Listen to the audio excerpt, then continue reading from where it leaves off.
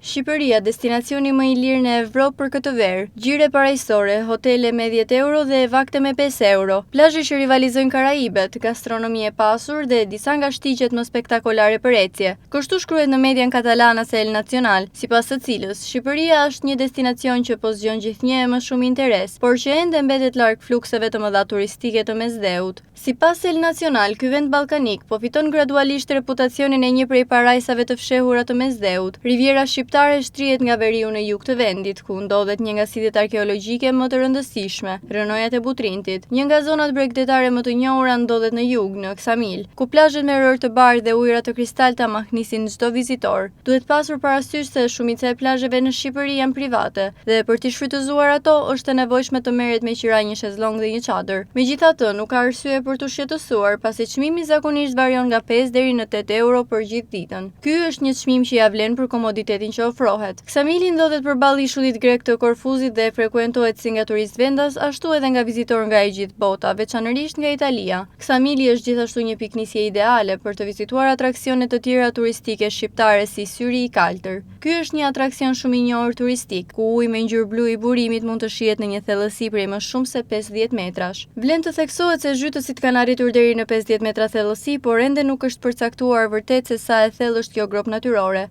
Po ashtu, aty pranë ndodhet edhe parku kombëtar i Butrintit, i shpallur trashëgimi botërore nga UNESCO, përfundon shkrimin media katalana se El Nacional.